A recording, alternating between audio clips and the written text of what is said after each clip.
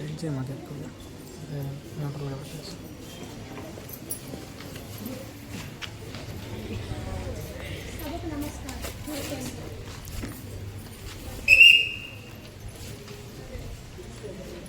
అందరికీ నమస్కారం. ఈరోజు నవంబర్ 26, 2025 లోక్సభ శీతాకాల సమావేశాలను ప్రారంభించుకుంటున్నాం. ఈ సమావేశాలను ప్రారంభించుకునే ముందు వందే మాతర గీతంతో ఈ సమావేశాలను ప్రారంభించుకుందాం.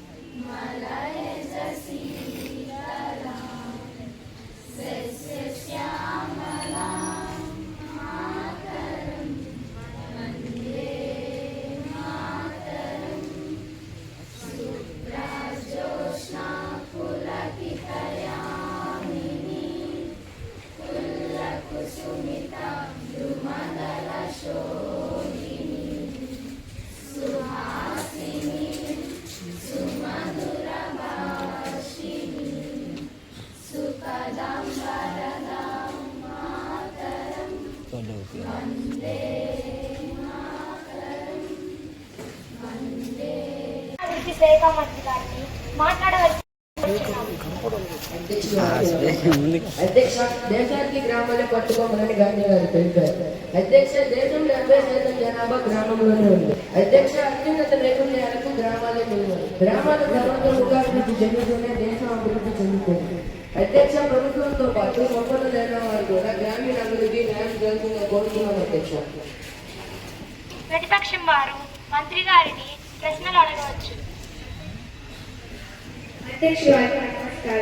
అధ్యక్ష, అభివృద్ధి జరగాలంటే గ్రామ మూలాలు కలిగిన సంపన్ను చేకూరిస్తే అభివృద్ధి జరుగుతుందని చెప్పారు. అధ్యక్ష, సంతోషం. అధ్యక్ష, అదే విధంగా అభివృద్ధి చెందిన గ్రామాలు ఏమైనా ఉన్నాయా? ఉంటే చెప్పాలి. అధ్యక్ష,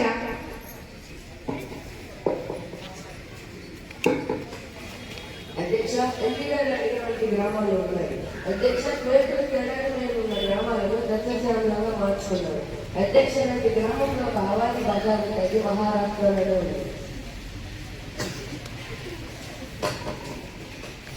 అధ్యక్ష, ఆ గ్రామం గురించి పూర్తి వివరాలు తెలియజేస్తారా మంత్రి గారు?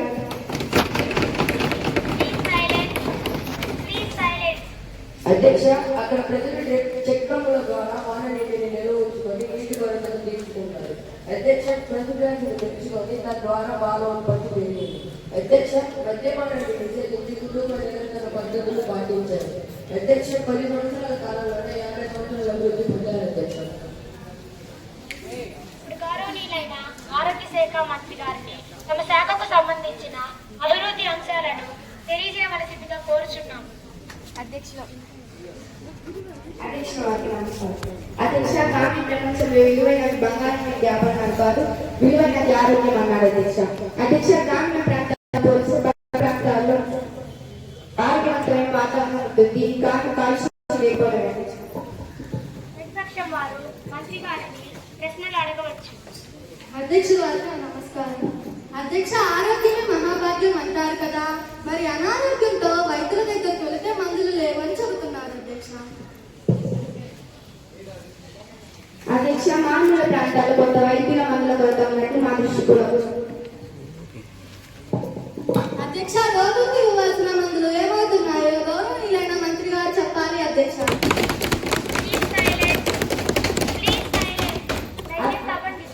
అధ్యక్ష, సరైన నివేదిక తెప్పించి సమస్యల పరిష్కారానికి తప్పని కృషి చేస్తాం. సరైన